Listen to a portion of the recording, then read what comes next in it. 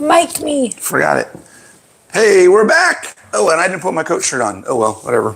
It's one of those days. Oh, no. They don't know you're a coach Oh, now. no. They don't know who I am. Technically, you're kind of not a coach. We are back. I still coach. What are you talking about? I'm not a coach. I will always be a coach. You can't not be a coach. I will either be a coach for people or a coach for coaches.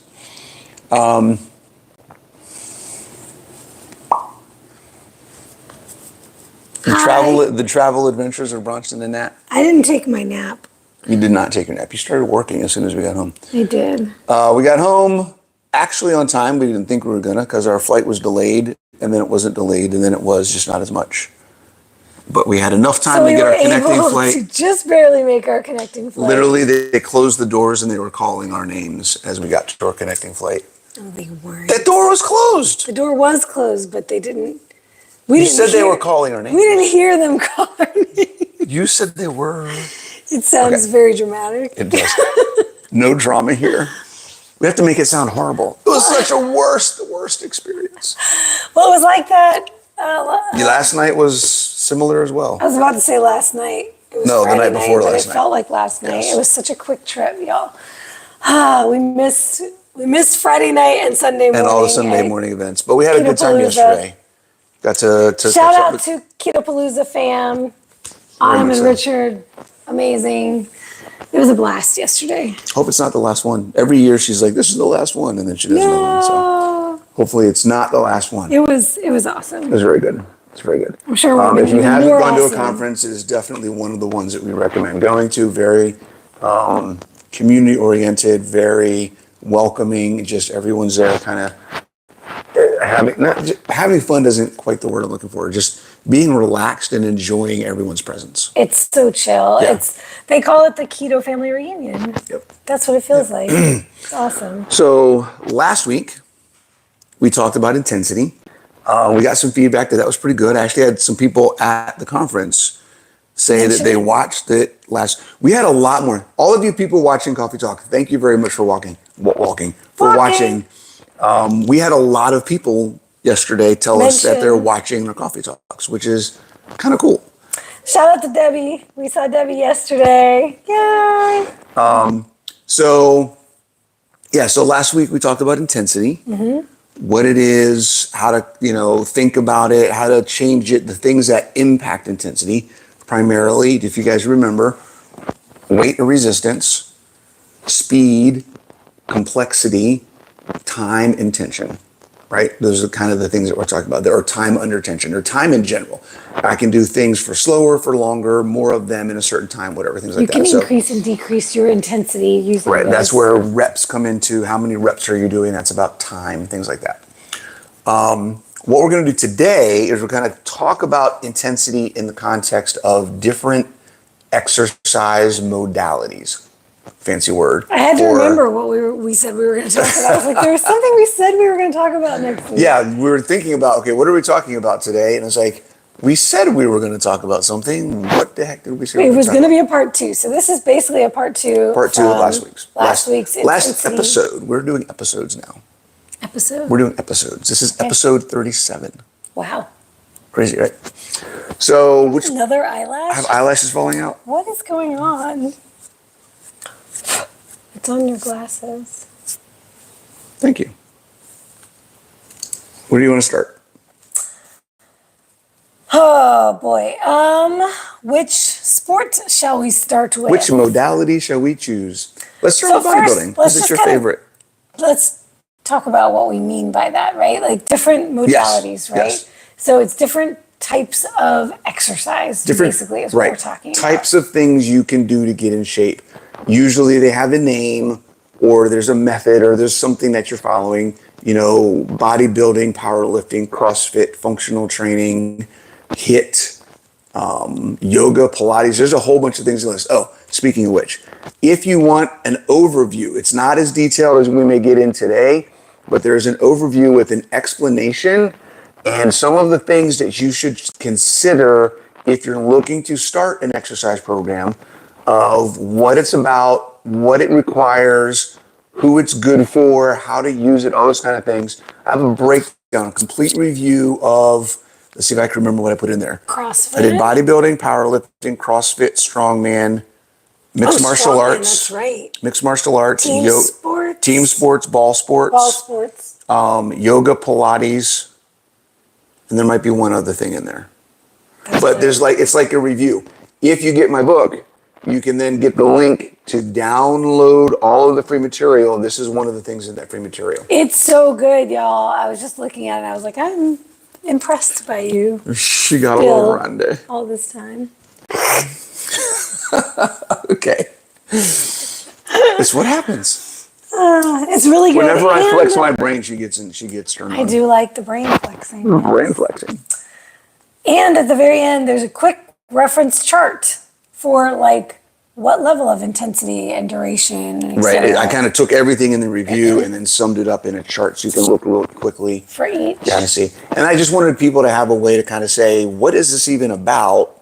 Is it something I'd be interested in trying? Would it work for me? Is it a good place to start? Whatever, that kind of thing. So yeah, let's start with bodybuilding. What's up, Jonathan? Good evening to you. Is it evening? I guess it is evening for you, right? That's right. Or nighttime almost. Is it tonight or tomorrow? Hours. It's not tomorrow yet. Today it's just 3 tonight. For us. So it's like 11 or something. 11? Is it that late? How late? What time is it for you, Jonathan? What time is it over there, Jonathan? Across the pond. I took the words out of your mouth. Jeez. Okay. It's only 8. 5 hours. 5 hours. That's not too bad. Too bad. Cool. So today we're going to talk about different exercise processes and programs, whatever. You want to start with bodybuilding? Of course. And here's how we're going to do this. We hadn't talked about this. We can decide this right now. Let's do what it is, a quick explanation of what it's about. What is the workout program? Okay. And then without getting into too much detail, because I know we could really dig in, what are different ways you apply resistance? Intensity. Let's just say in general. But we want to break it up into the different types. So everybody knows. Yeah, that's what this is all about. Chat. Because it's going to be, we're going to talk about time, resistance, and complexity. Okay. We'll just do those 3. Okay. Like that. Does that work? Okay. Yep. So how to adjust your intensity for each of these sports or exercise modalities. Styles. Yeah. Whatever. Styles. That's the fancy word. Types of exercise. Okay. Bodybuilding. What is bodybuilding about, dear? It's about building mass. Size. Is it about getting strong? You will get strong. But that's not the focus. Not the primary focus or primary intent. Yes. It is about building size, and it is about creating an aesthetic physique, an aesthetic shape. Yes. The reason I asked that is because, as with anything, what you start with determines how you apply it. So when we're looking at bodybuilding, the goal is increase muscle size. It's hypertrophy. It's build as much muscle as possible. Activate the muscle to make it grow. That is the goal. You will get stronger, but it is not the goal to get stronger.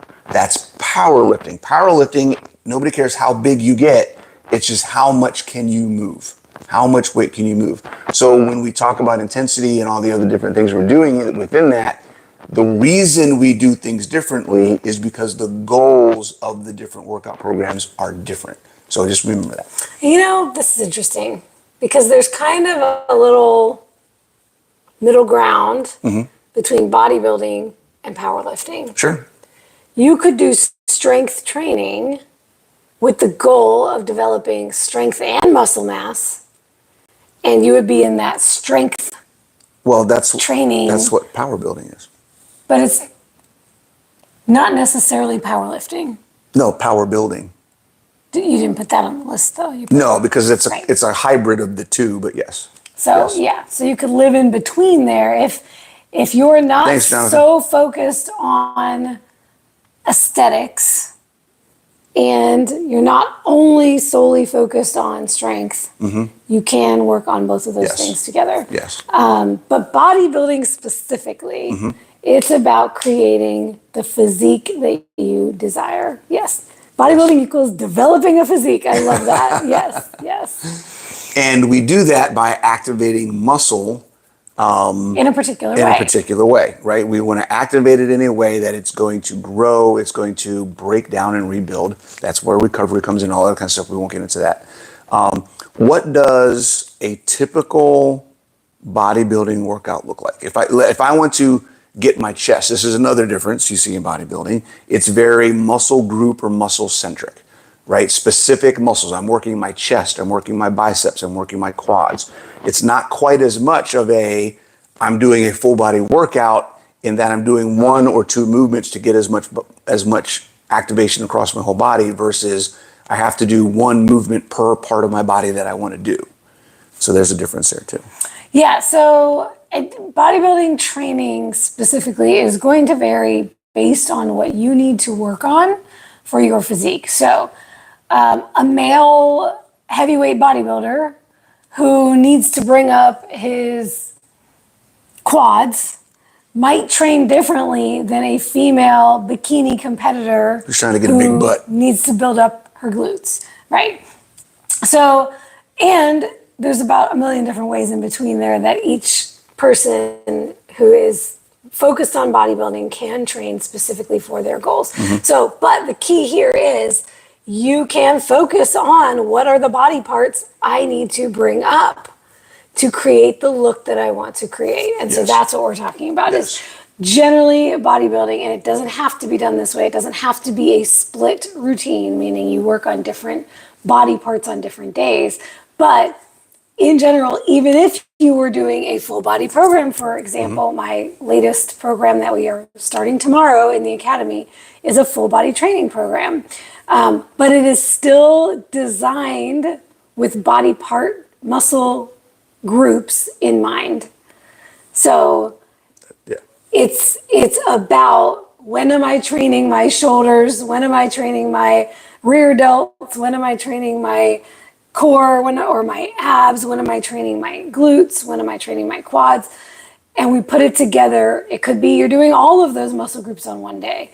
It could be you're doing specific muscle groups on different days. A lot of the time, that's what you see in bodybuilding. An upper body, lower body split. Sure. Or a push-pull, pushing muscles, pulling muscles, legs split. Or a bro split, as it's called, where you're just working one muscle group per day. Chest day, shoulder day, arm day. There's a lot of different ways to approach that. When we talk about the intensity aspect of all of what we just talked about what we're going to talk about. We look at what we call rep schemes. Okay. And that is one way that we can make things more manageable or adjustable from a time perspective. So for instance, if we say I'm going to do bench press for 3 sets of 15 reps, then I know the time element in there is how is the 15 reps, right? If I do 10 reps, it's less time. It's less time that I'm doing the work. It's less work overall. If I do 20 reps, it's more time. It's more work overall that I'm doing.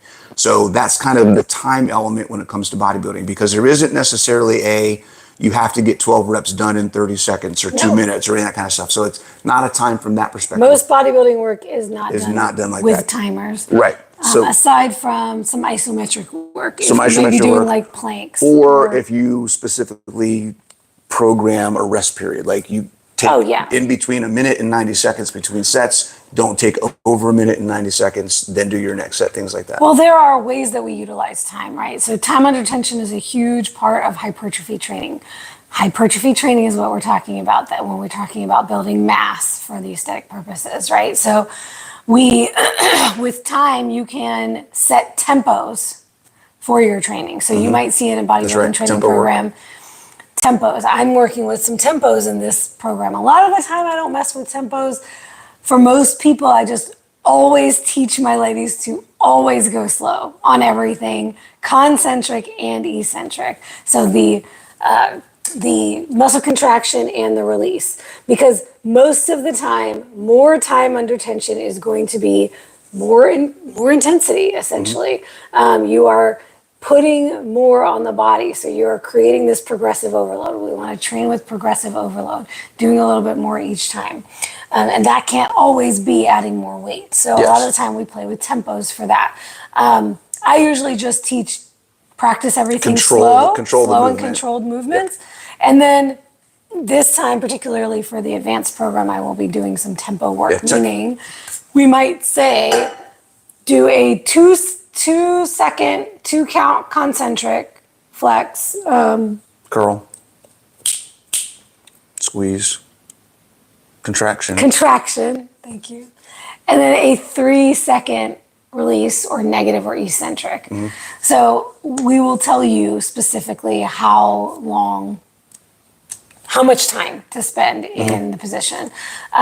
Some things may have some isometric components. We may say, a 2 second concentric, a 2 second isometric hold, and then a 2 second release or something like that. So you'll have things like that that you can play with. And this tends to become a more advanced technique. Jonathan touched on something I want to talk about. The reason why this is a more advanced technique is that for most people at the beginning, you don't need to mess with all of these variables. Just doing any of the work is going to see a progress. Right? Remember, the overarching theme of this is intensity. You don't need to start with the most intensity. And so these are tricks that we can play with when you have now been a trained individual for quite a while. You've gotten the basics down. You've been doing the basics for a long enough time, and now you need to start throwing more at it to keep that progressive overload happening. Right.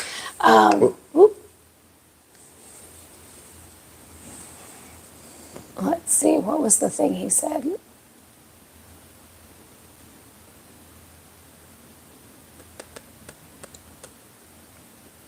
Oh.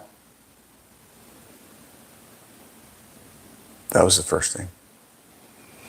Well, I missed it. Okay. Yeah. Okay, there was something I wanted to point out about not doing. Oh, he was talking about splits. Progressing through the splits. Yeah. So essentially, we just, because I don't want to get so in the weeds. I feel like we're already getting. No, well, this is where I wanted to go with the rep schemes, right? So if we start with something that's like 3 sets of 5 reps or 3 sets of 10 reps or whatever, and you're starting there, the way to increase the intensity, one of the ways when we talk about time is let's make sure we're adding reps. So if you're doing 3 sets of 10 now and that's getting easy, let's try 3 sets of 12, right? That's one of the ways we can do it. Let's say I'm benching 100 pounds. I can do 3 sets of 10 and I've done it for 2 or 3 weeks and it's not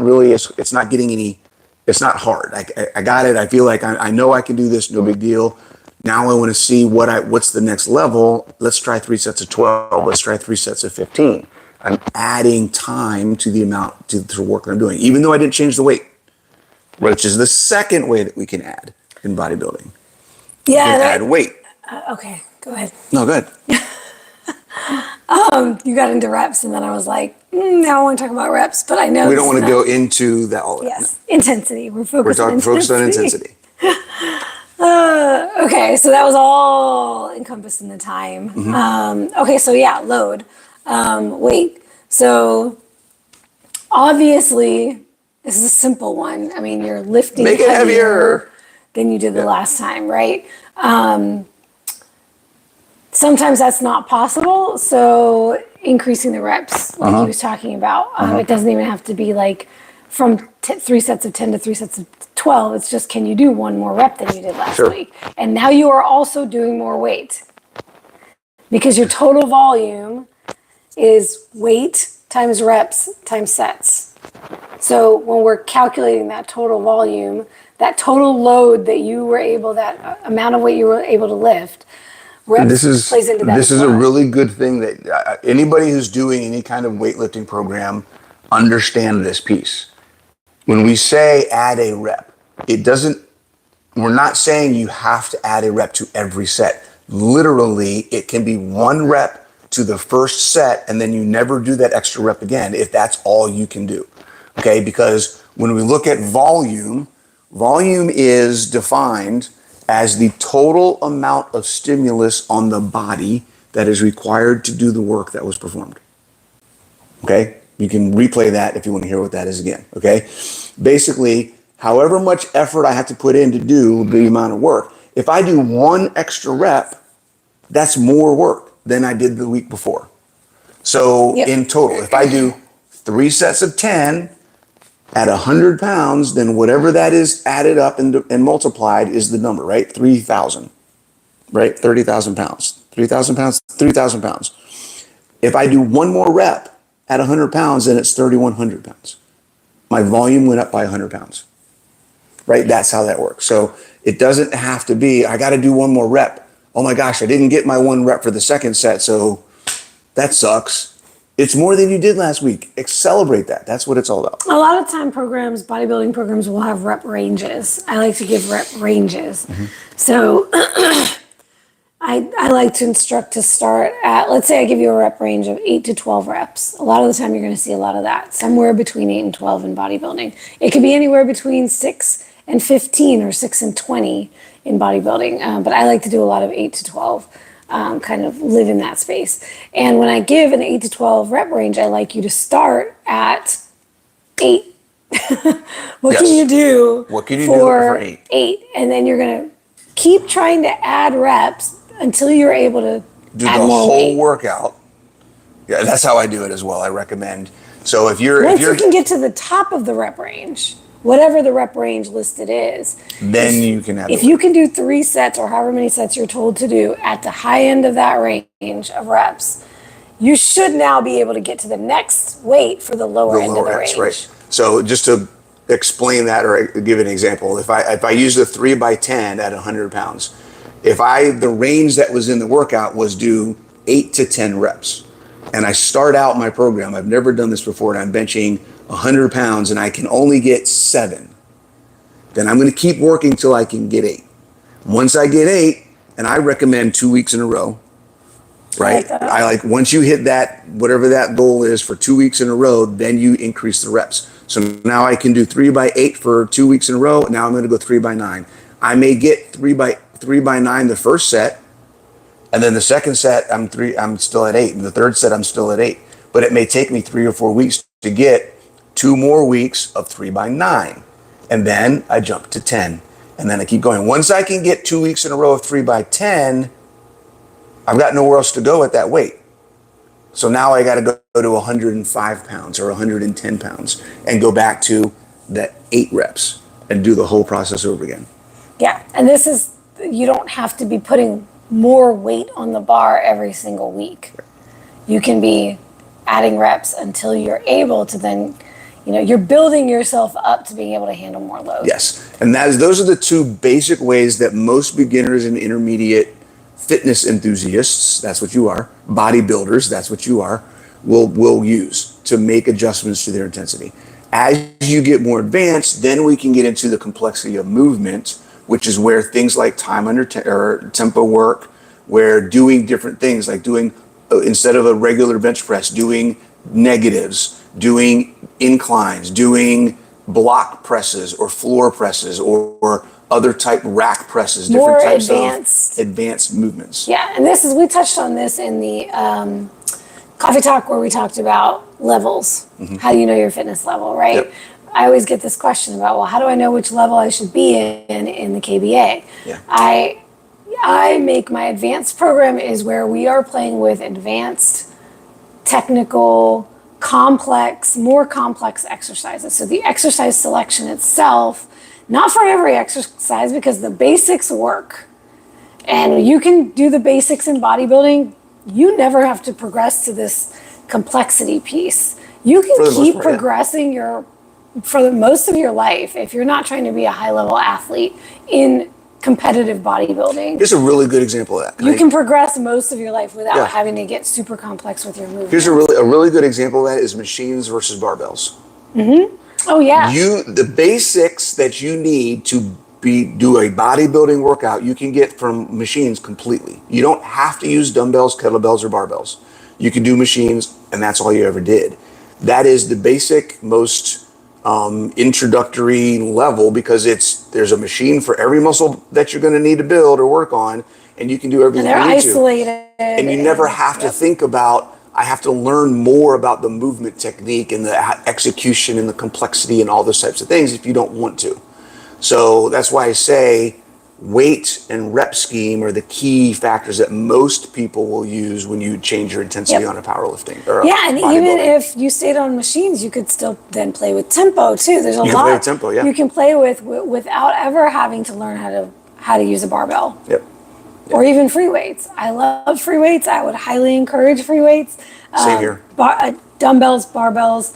Learning the skill development is amazing, but it's not necessary for bodybuilding progression. And that's another cool thing we can segue into some other different stuff. sports and how they differ. Because bodybuilding's focus being on specifically building muscle mass, it means by the way that we do that, it is less focused on what we would term, I'm not saying that it's not functional because people get mad when I say bodybuilding is not functional. It is not focused on function.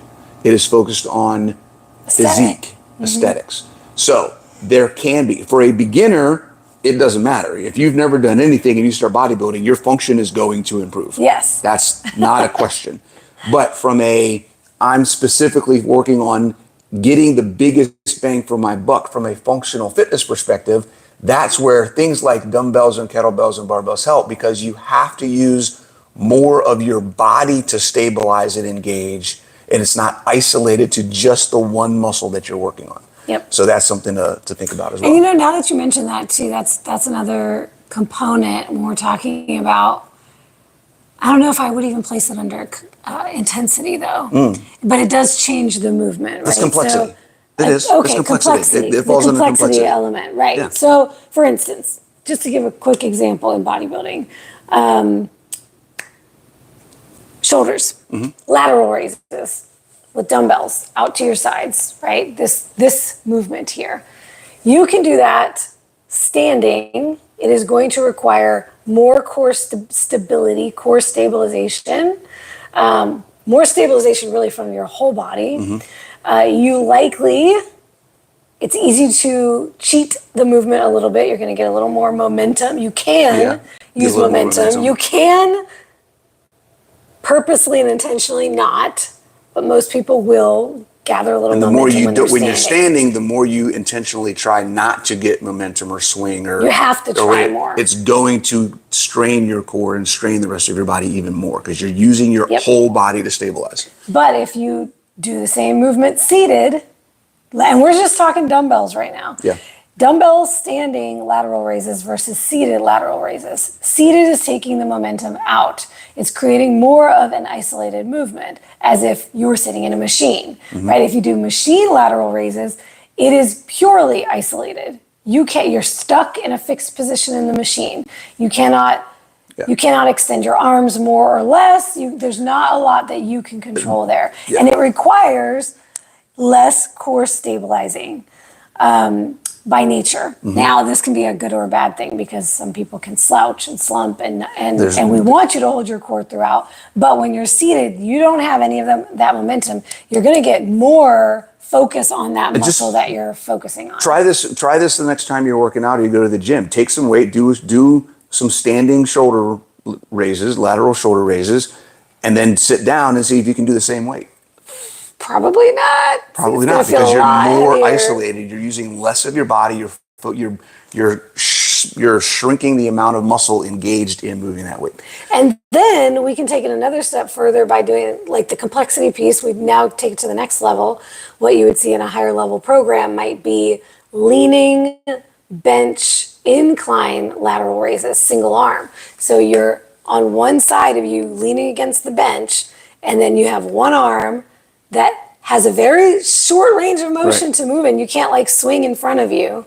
You could, but we don't want you to. Clang. So you're literally going from here up, and it is now all delt creating that movement. You can't get that momentum anywhere else. You still have to stabilize because you're leaning against the bench, so you're creating that need for that as well. But you have that bench there, so it's keeping you in a fixed position and locking out that shoulder. So you can do that. And then we get into cables. Cables takes it to the next level where now you have resistance working against you on the other direction as you're trying to pull the cable machine. You're trying to pull that cable away from your body. So this is a good example of why things feel harder to you. And you're like, why can't I lift as much? Why does this feel harder than that? I did this on a machine the other day, and I did this with the barbell the other day, and it feels completely different. Well, because it is completely different. It's activating the muscle in a different way. Yeah, absolutely. I want to, do you know where I'm going to go on that one? The question? Yes. Yes. Okay. So let's read the question. Debbie asks, so are you saying barbells or dumbbells are better than using a machine? No, we're not. What we're saying is that they're different, and that based on what your goals are, you may find that you see more progress from one versus another. But remember what your goals are. So if you're looking for, my focus right now is doing anything I possibly can to build as much muscle as possible, and I have machines available, then go for it. When you get to a point where you're comfortable with that and you feel like you've developed some strength, you've gained some muscle, whatever else, then I would recommend try some more dumbbell stuff, try some more barbell stuff. Doing those things isn't going to hurt, and it's going to expand your toolbox of things that you can do. For me, my goal is functional. I want to build muscle, get stronger, and maintain as much function as possible. I'm not in a deficit of trying to get to a point where I need muscle because I'm deficient. Under-muscled, right? Under-muscled. So if I were starting from a under-muscled perspective, I would probably be doing a lot more just bodybuilding stuff. And that's why you see bodybuilding, one of the reasons I'll say, there's more. One of the reasons you see bodybuilding methodologies is the primary method that most personal trainers and gyms and people use, because that's what most people need. Yeah. Right out the gate is just muscle. We need to get you muscle. And one thing I like to say to clear up any confusion about like equipment, right? What kind of equipment you should be using. If you are a person who is very immobile, if you're a person who has an injury, or you have to rehab or recover from something, machines can be a great place to start, because it is not requiring you to develop the skill and the balance and the coordination and the stability and all of those other factors. You can just get in there, use the machine, and start know getting progress, that you'll be in a proper anatomical position for doing the movements. Yeah. And you can start, building muscle and getting to the goal that way. It is incredible for people who are just getting started. This is why every gym has a circuit area where you could go into the gym, go machine to machine, hit the whole body, and it's the most user-friendly, easy way to start. And Jonathan has a great point about, Jonathan, I've seen you talk about this before, and I totally agree that for bodybuilders who are purely focused on what we need to do to build the muscle, bring the best physique to stage, we do not want to do anything that is going to create a potential injury or cause fatigue that doesn't benefit the goal. Yes, or places extra strain on our joints, right, on our bones. We're thinking the goal, purely the goal. Okay, so Debbie, so what Jonathan or Carnivore Muscle is talking about when he says machines are better than free weights, for sure, 100%, he's talking about specifically for the goal of building a bodybuilding physique, okay? If you are someone who is just getting into fitness, if you are someone who is a regular person who's just trying to get as much muscle as possible, anything you do is going to help. So don't get caught. We're kind of overlapping two different conversations. And this is why we're talking about different types of sports, right? Because it goes back to what is the goal, right? You can build muscle without purely focusing only on that, right? And this is why when I change up my programming, I like to change up my programming and do different modalities, a little bit of different things. It's not always all machines. It's not always all dumbbells or always all barbells. And I offer all these options to people because There's a lot that you can gain from skill development and coordination and balance and stability and speed and all of these other components of fitness beyond the bodybuilding I love when aspect. she talks like me. Well, and I think about the population that I serve, right? I'm not working with competitors only. I'm not working with any competitors right now.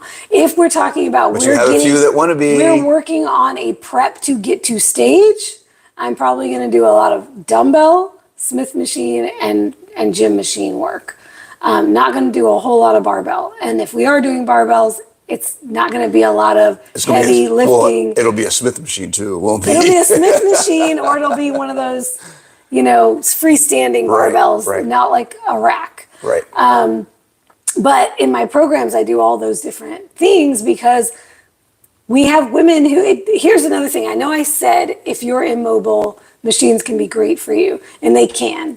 From a safety perspective. Place to start, safety-wise, and for the purpose of building muscle.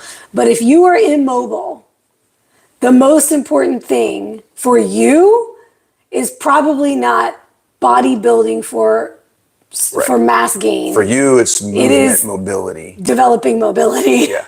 Which I also we're going to segue a little bit because let's talk about this and let's move into powerlifting. Because powerlifting is going to be really short. Mobility. Say that word in your head, say that word out loud. Type in what you guys think mobility is. And I'm wondering how many people will get the right answer. We often talk about mobility in the same context as flexibility or range of motion. Okay.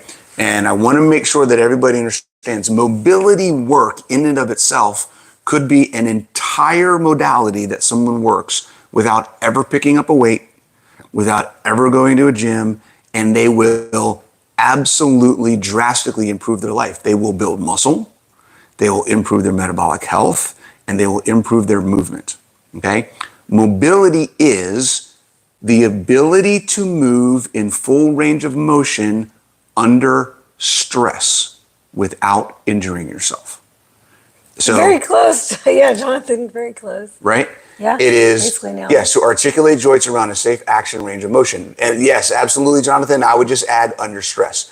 So being able to do it with tension, being able to put my hand over my head is range of motion. Being able to put my hand over my head, holding 50 pounds and maintain a stable position without hurting my shoulder is mobility. Okay, there's a difference. So understand when we say mobility, we're talking about being able to move freely under stress. That's what this is all about. So if you're immobile, you can't move, and even with what you can move, you're probably going to get hurt. And that we don't want you to get hurt. So developing mobility should always, always, always be the first thing. So hope that makes sense, guys. What should an older person do? I have been exercising since my teens. I'm 60. I do weights. Just added a weighted vest to my treadmill. Hey, get it. And I work a lot. I sometimes feel like I'm stuck. I don't know what you mean by I do weights. But yeah. Lots of questions there. Thanks, Jonathan. Lots of things you got going on there, Pamela. Things to worry about. This is a quick segue, another little offshoot. Things to worry about when we talk about working out is doing too much. As you get older, you really have to manage your intensity, which is what we're talking about, but you have to manage that with the flip side of the coin, which is your recovery. So there's this thing we call maximum recovery volume. You have to understand, how does the work I'm doing, how does my body respond to the work that I'm doing? How quickly can I recover and then do that work again? If you're working again before your body's recovered, then you're consistently going on a downward trend of stimulus and stress. You're never letting your body come back up.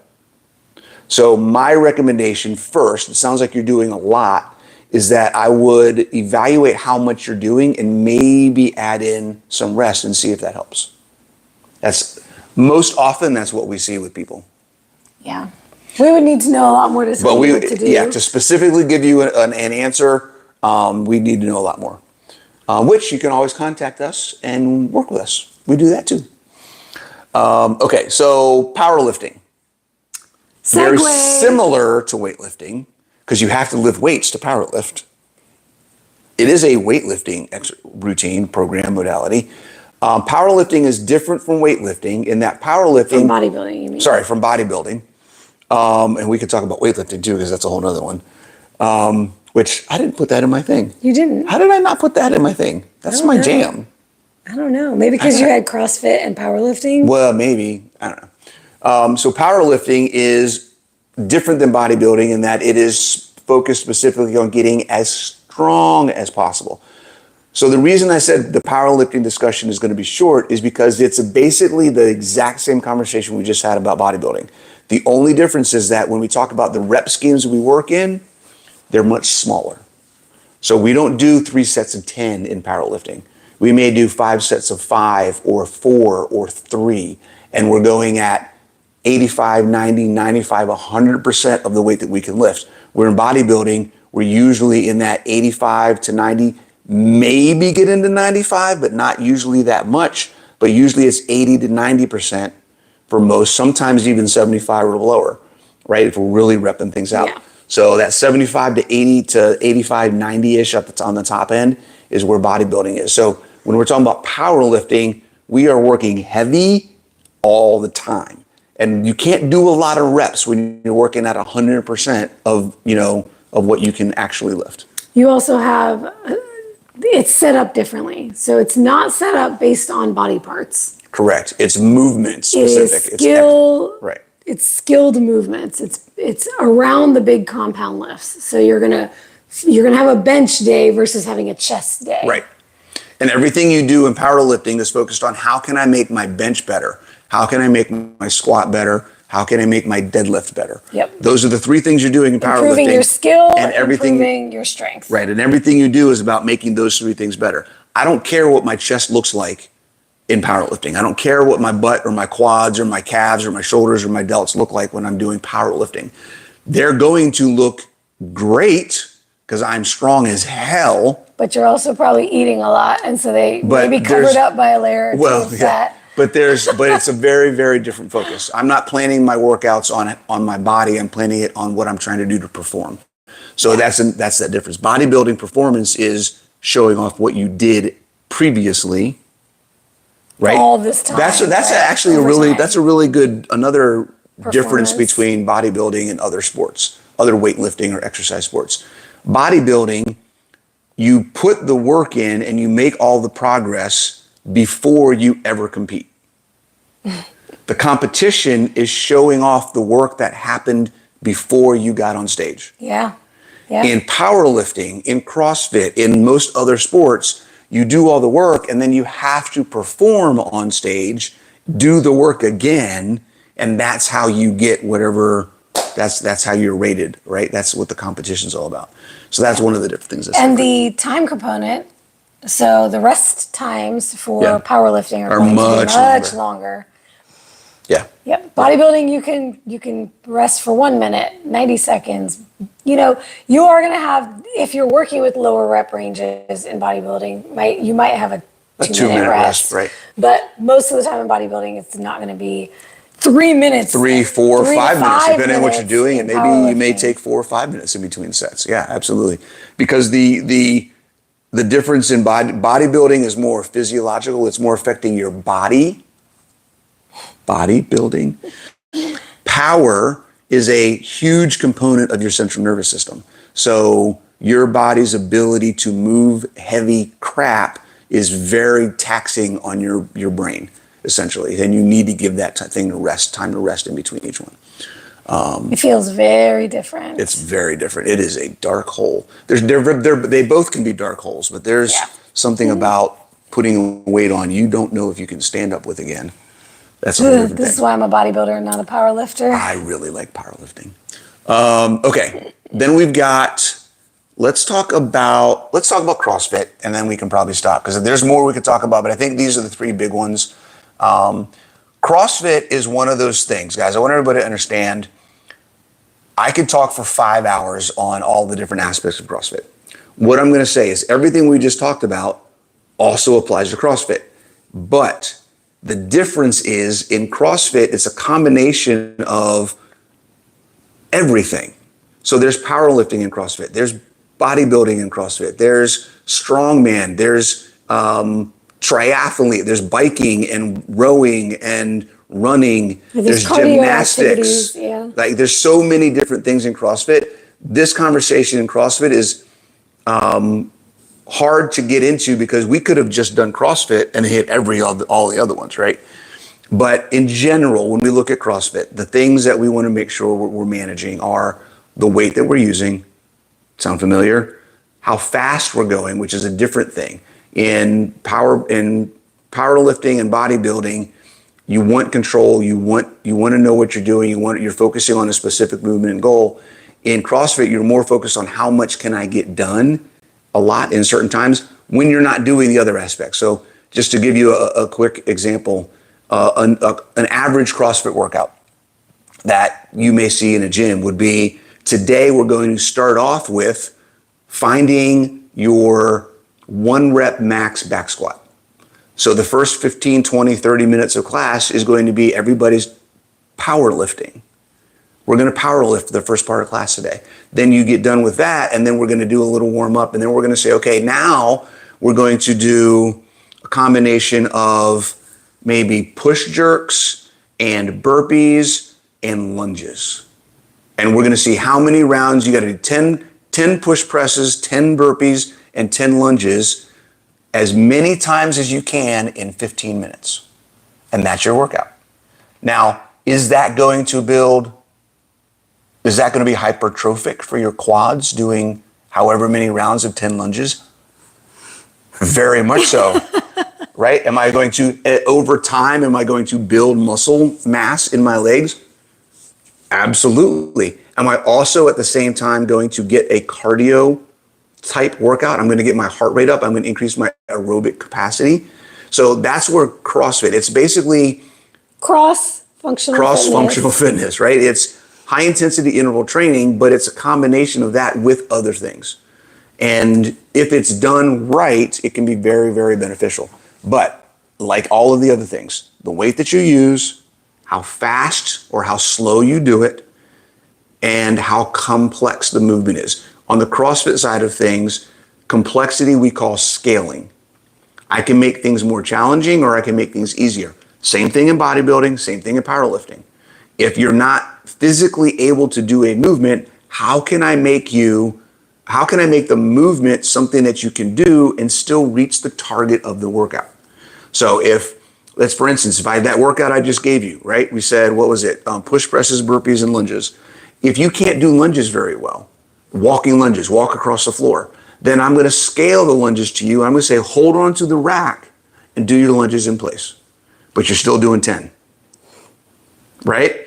If that's hard for you, maybe you have a bad knee. I'm going to say, okay, let's put a yoga mat and fold it up and put it between your knees, put it on the floor under your knees, hold on to the rack and do those. Put your knee down on the yoga mat. We're going to do whatever we can. I want you to get your 10 lunges. However you get those 10 lunges doesn't matter to me. It doesn't have to be the way I do it. It's how can you get what you need out of the workout. So, any additional points on? We could go over. Let's talk about the place that some of these things have. Where we talked about, we wanted to go over how to get started. So, we did, yeah. So just a little bit. We were originally going to we would recommend if you're just getting started, I would say bodybuilding or CrossFit is probably where you should start. Bodybuilding because of the accessibility of machines and just how much every gym is set up to do bodybuilding type workouts. There isn't a YMCA in the world you could go to that doesn't have something you can use to do some kind of exercise. I gotta say what I was telling everybody at KPL yesterday. All the questions I got about, I have this issue or I have this condition or I'm 70 years old or I'm just getting started. What should I do? I told everybody the same. I say this to my ladies too, who are working with me online. Virtual online training, there's certain things cannot do for you. We are not there with you, seeing you in real time doing the movements to where we can correct you. So I would say particularly if you have an injury or a condition that's limiting your movement, first start with a physical therapist or physiotherapist before you even start with a personal trainer. See them in person, have them look at the way you move, tell them about your pain, all of that. They need to give you rehab work before you can even get to the next level. Okay, once you've set up with a physical therapist and you're starting to understand and correct your movement patterns, now look for a personal trainer, in-person personal trainer, who is well-versed in correctional exercise, who can also now take it to the personal trainer side. And as they are doing workouts with you, they can look at your movement patterns, recognize where you have imbalances, they're going to give you a customized workout that you'll do with them, that they can watch you and correct you, and then also that you can do on your own. Both of these professionals will do this, that are intended for your specific purposes to help improve the things you need to improve just to get to a baseline level of fitness. A baseline level of independence so that you can keep building your fitness. What we want you to do is get to a point where you can do the movements and you can do the exercises on your own and progress from there without having to have someone watch you the whole time. But you may need that at first, and we highly recommend that you do that because we can't be in a million places at once, unfortunately. And what I encourage you not to do, which I will say most women, unfortunately, because women get marketed to this stuff all the time. Guys do it too. Guys probably are pretty bad too. Guys don't like getting help at all. No, I'll tell you the two things women are doing that they need to stop doing. Going to group fitness classes. And I'm sorry, but this also includes CrossFit. If you're brand new, I'm going to correct you. Go ahead. I don't want you going into a group fitness class environment that is time bound, where you are doing things that you need to do fast to keep up with the class. Yeah, that's not CrossFit. That is not what I want you doing. So especially, any of these classes that are marketed as weights, but it's really cardio. It's guys. F45. Less Mills. It's Orange Theory. It's Burn Body Boot Camp or whatever that other one is. And Shanti, somebody mentioned him the other day. Yeah. And the Beachbody stuff, right? Stuff, yeah. P90X and stuff. And I've had ladies who've had success doing this, but for some of you, this is going to be not a great thing. YouTubers who are doing timed workouts that you can watch and follow along. Right. Even that, if you have never seen anyone in person to look at the way you move, I still don't want you doing that because you don't have the proprioception yet to understand where your body is in space and what you might be doing that does not look like what they're doing on the video. And that's the second piece. So there's two reasons why I agree with everything she said, except for the CrossFit piece. The issue with all of the things we listed is that they are about work hard, work hard, work hard. It's all about push, right? How many minutes can you spend in the orange zone, and then you get a reward for being in the orange zone more than anybody else? What the heck is the focus on that for? How does that impact you when that's the focus? Now all I'm doing is working, and then I get into this thing where maybe it worked great at first. I started doing it. I lost a lot of weight. I lost some fat. I feel great. I'm super excited. I got this new community. Everybody's all cool. And then 6 months into it, my cortisol's jacked. I can't sleep. I'm hurt. I'm tired all the time. I'm annoyed and frustrated and stressed, etc. Does this sound familiar, guys? This is what a lot of women are doing.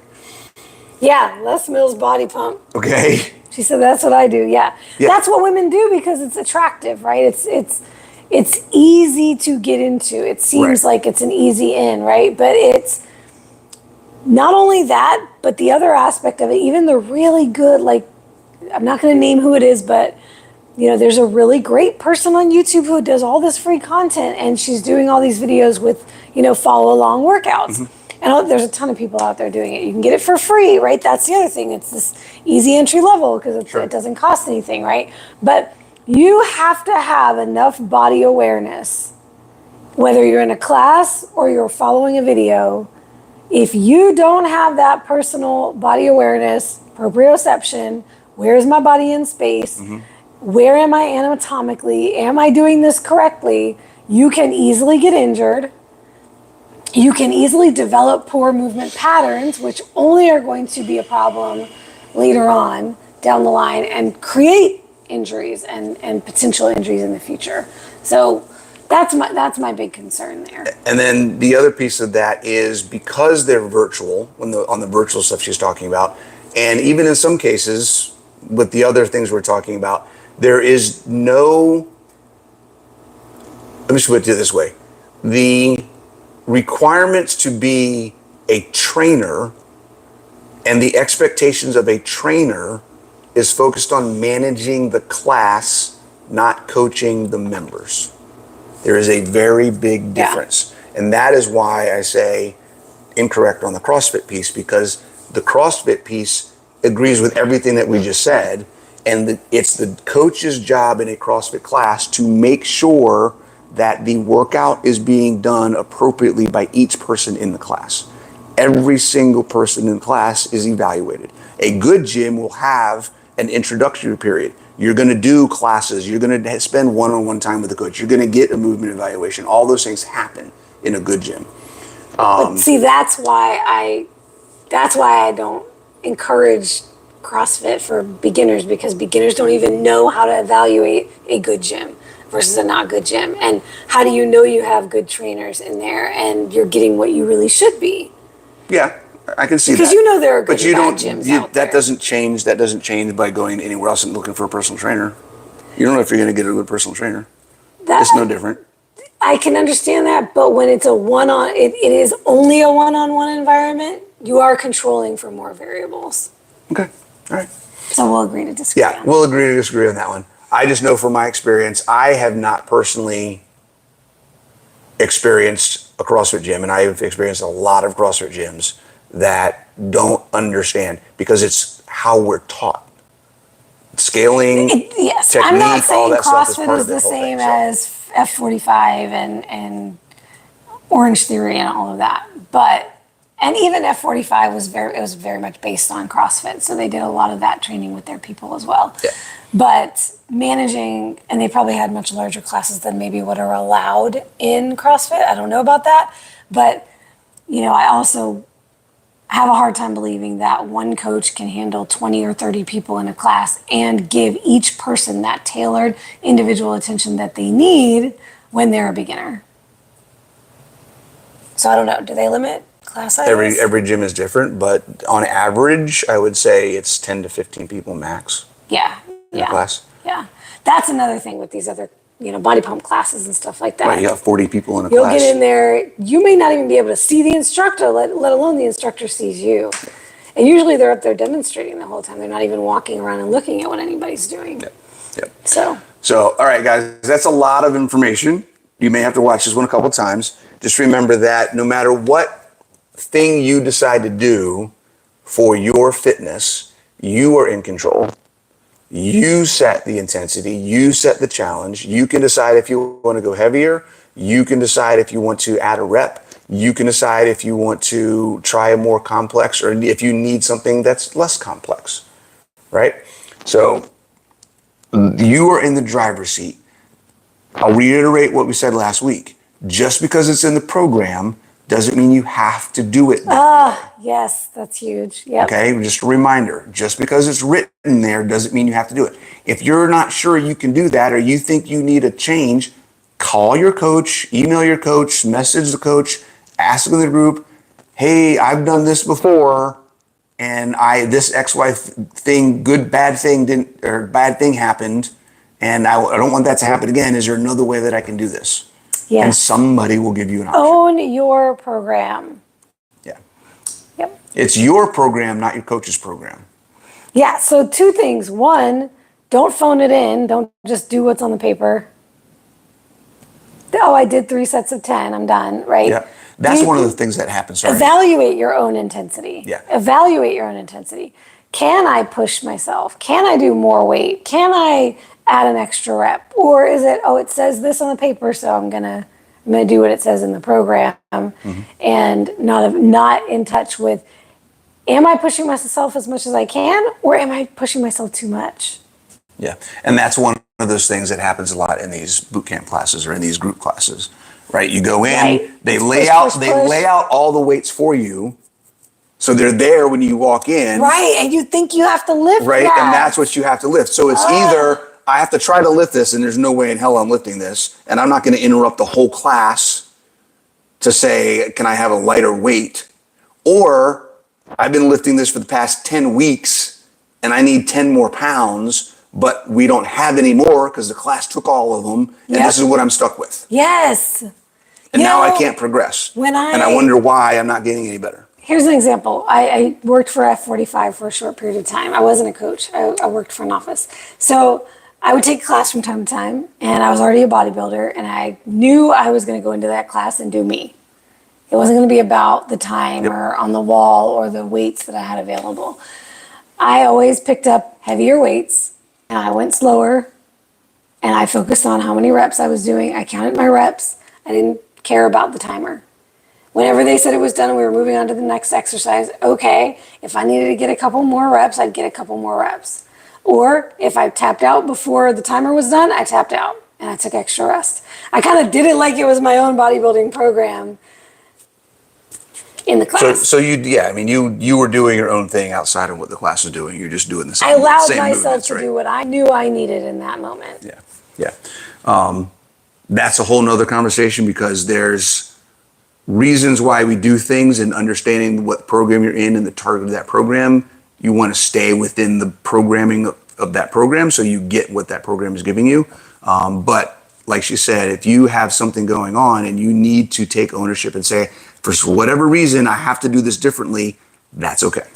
Yeah. I tell my ladies, if you're dusted, like, cut a set, cut an exercise, or cut some reps, or drop to a lower weight and do more reps and get a little pump workout instead, because you just don't have the energy to push for that PR this week. Yeah. Right? Those are the things. I taught a master class recently called Intuitive Training just a few weeks ago, I think. So is that like intuitive eating? Similar concept, because we had talked about intuitive eating the week before. Okay. And then I decided, you know what? I'm going to call this, I think I'm coining this term. I don't think I actually did. Probably not. But I would really like to take credit for it. It's basically the way we teach you to train inside the academy. We give you a program, but then we want you to intuitively work that program, right? He talked about being at the same weight and the same reps for a couple of weeks in a row. Ladies, sometimes you can't do that. Sometimes this week you don't have what you had last week, right? So are you going to evaluate yourself off of a staunch, that means that, I can't push myself next week, or I'm regressing, I'm losing strength, right? We don't just determine that in one workout. Things wax and wane. Sometimes we have more to give and sometimes we have less. So we have to make it wax and wane. We have to make it work for our lifestyle, right? Sustainability and all that jazz. English major over here. My English professor wanted me to be an English major. Really? Yes. I turned him down for dance. All right, guys. Please let us know if you have anything you want us to talk about. We love doing these things, and we'll see you next week. You got anything you want to add? I'm not going to promise a topic because I keep forgetting what we promised. Well, we have something that we talked about that we know we want to talk about. We put on the list. I forgot. The definitions of things. Oh, yeah. We'll see if that comes to fruition. I'm not promising. Okay, no promises. No promises. See you guys.